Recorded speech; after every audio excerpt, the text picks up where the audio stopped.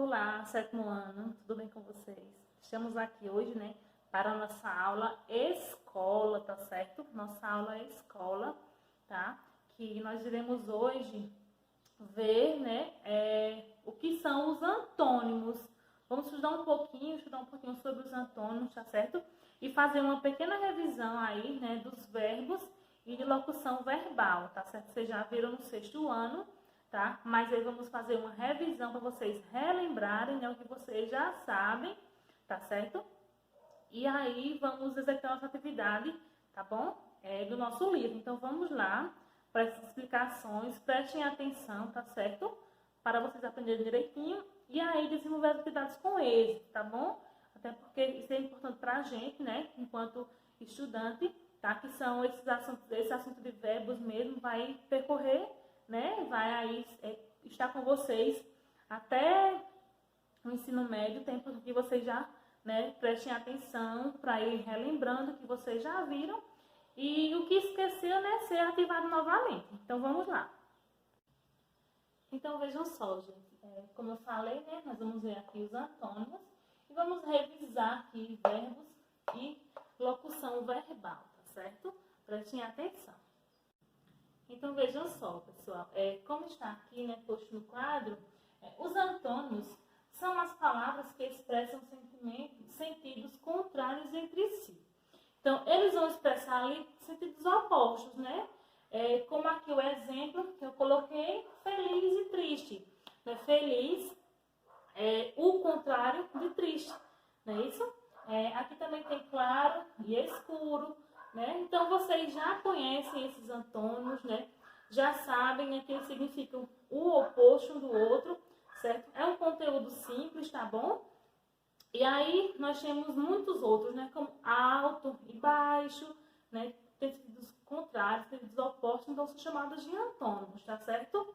Nós temos também louro e moreno, nós temos preto e branco, nós temos curto, né, e longo, nós temos grosso e fino, né? São palavras antônimos, tá certo? Que expressam, que possuem, né, o sentido oposto, contrário. Um quer dizer uma coisa e o outro é totalmente diferente, totalmente o contrário daquilo, tá certo? Então, aí vocês vão fazer a atividade de vocês, né, sobre antônimos, na página 65, 66 e 67, tá bom? E agora nós vamos à nossa revisão sobre os nossos verbos, tá bom? Então, vamos lá, né? Vejamos primeiro o verbo, né? Vamos relembrar, né, o que é um verbo, né? O verbo é uma palavra variável, né? Ou seja, que ela pode mudar, né? Se flexionar, né?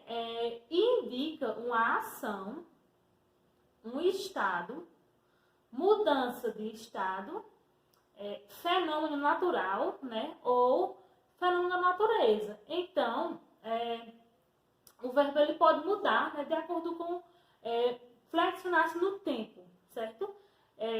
De acordo com a minha necessidade de expressar, né, aquela coisa, né? Se eu preciso expressar-me no passado, né, no presente ou no futuro. Então, o tempo verbal, né, vai aí ser tempo passado, que é o pretérito, né, presente e futuro, tá certo?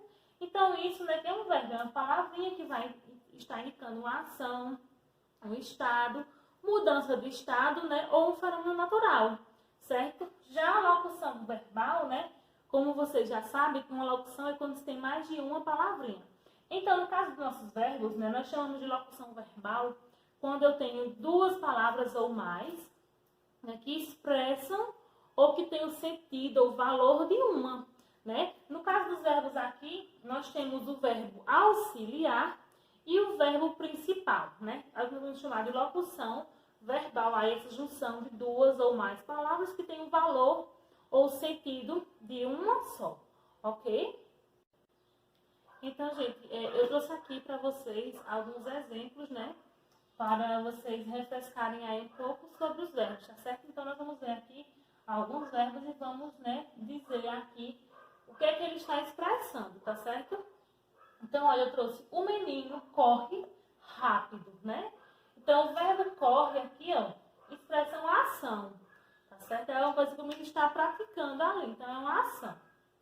Choveu em Sumé, né? Choveu aqui está expressando um fenômeno natural, né? Ou fenômeno da natureza, como vocês queiram chamar, tá certo? Então, choveu em Sumé expressa, né, um fenômeno natural. A moça ficou triste, né? Expressa aqui uma mudança de estado, né? Ela não é triste, ela ficou triste, certo? Então, veja que ela mudou, né, de estado. Estava feliz, certamente, e ficou triste. E aqui a voz dele é baixa, né? Esse é aqui, ó, tá indicando, né, um estado da voz dele é baixo, né? Um estado permanente. Então estão indicando ação, fenômeno natural, mudança de estado e estado, tá certo? Então, aqui em locução verbal, né? Eu trouxe o exemplo, o Natal está chegando. Está um pouco longe, né? Mas eu usei esse exemplo aí, né? Que foi o que me veio à cabeça. Então, olha, o Natal está chegando. Nós temos aqui, né? 2 verbos, certo? Nós chamamos esse aqui de verbo auxiliar, né? E chegando aqui seria o verbo principal, tá certo? Então, como são 2 palavras, 2 verbos que se juntam, né? Com o valor de um só, então nós chamamos de locução verbal, tá certo? Então, pessoal, aqui com relação aos modos verbais, né? Nós temos 3 modos, né? 3 modos verbais, que é o modo indicativo, né? O modo subjuntivo e o modo imperativo. E cada um desses modos, eles vão indicar, né, alguma coisa diferente. Nós temos aqui o modo indicativo. Por exemplo, o modo indicativo, ele expressa uma certeza, né, uma coisa, uma convicção. Uma coisa que aconteceu, né, que vai acontecer, né? Então, expressa sempre uma certeza, certo? Uma convicção, uma coisa ali que certamente vai acontecer, que aconteceu, tá bom? Então, o modo indicativo expressa sempre uma certeza, certo? Então, aqui um bom exemplo, né, com o modo indicativo é a menina dança. A menina dança. Então, eu estou dizendo que a menina dança e não deixei dúvida alguma sobre esse fato, né?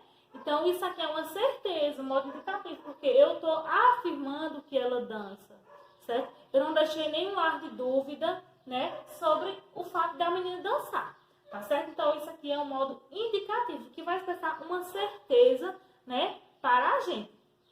Já o modo subjuntivo, né, ele vai indicar ali uma dúvida ou uma possibilidade de acontecer, certo? Diferente do modo indicativo, que é uma certeza. Não, aqui vai ser uma possibilidade, né?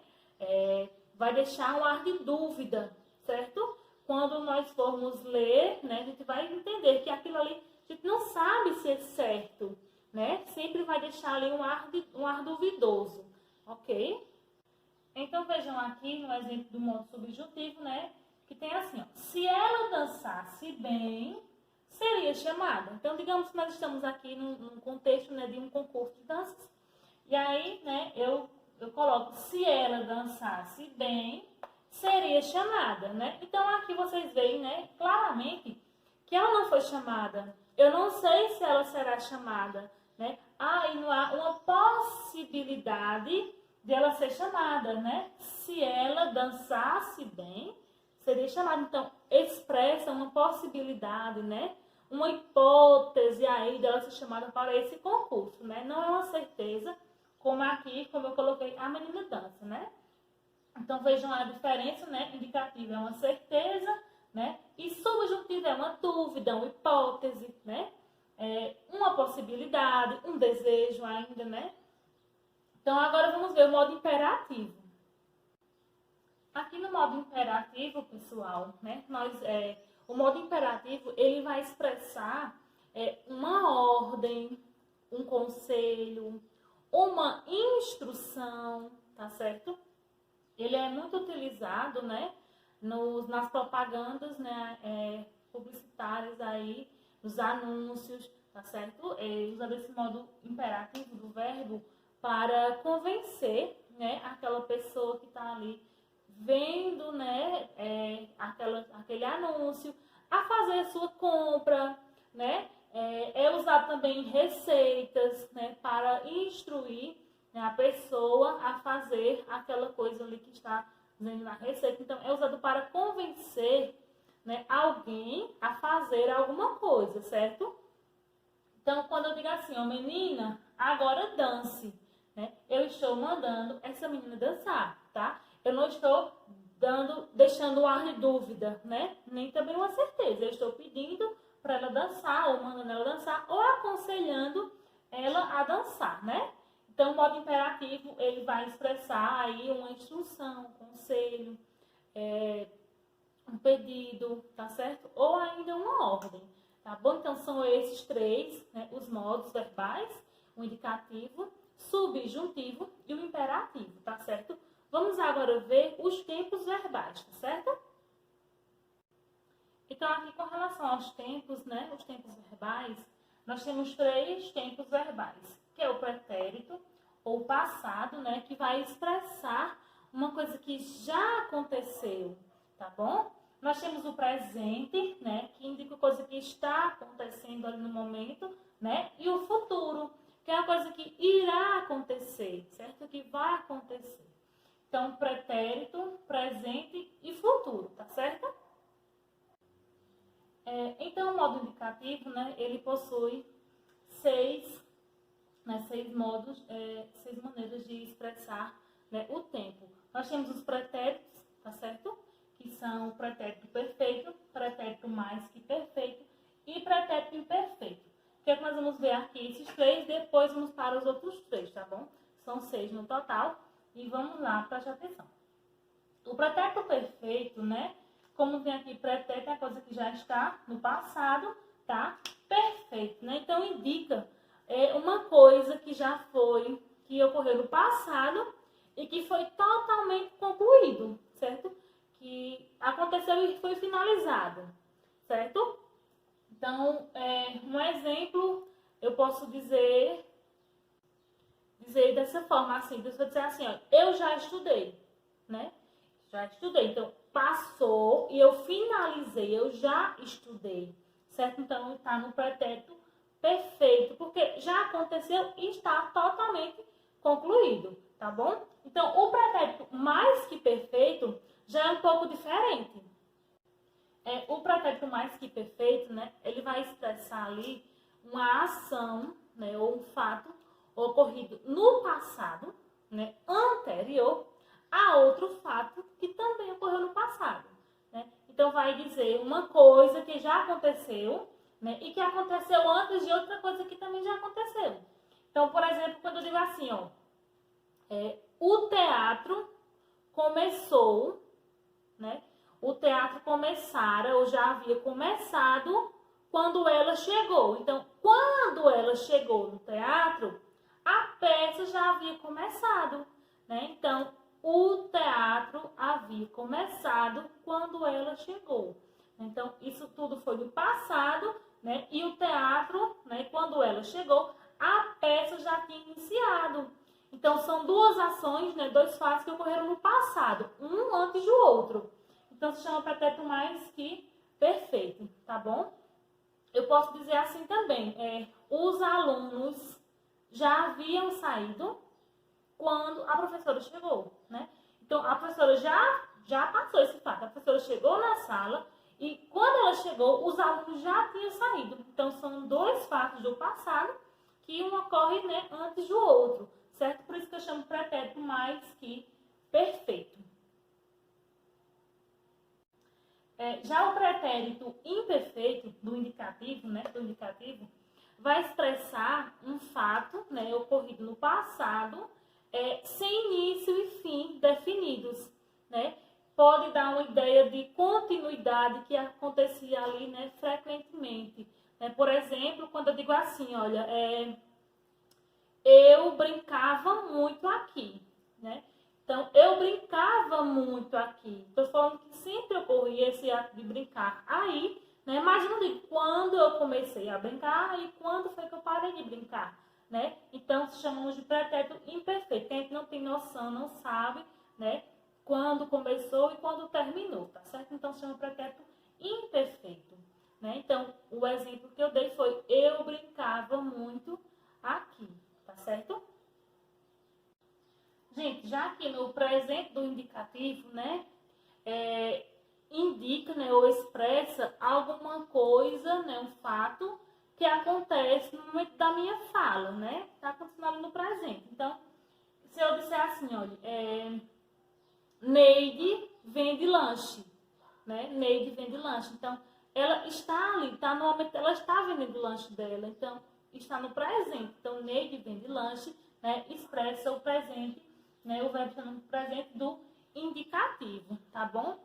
Já o futuro do presente, né? É diferente, né, do pretérito que a gente viu, né? Do passado que nós vimos, né? Apesar de ser todos modo indicativo, nós vamos ver aqui o que é que significa futuro do presente e futuro do pretérito.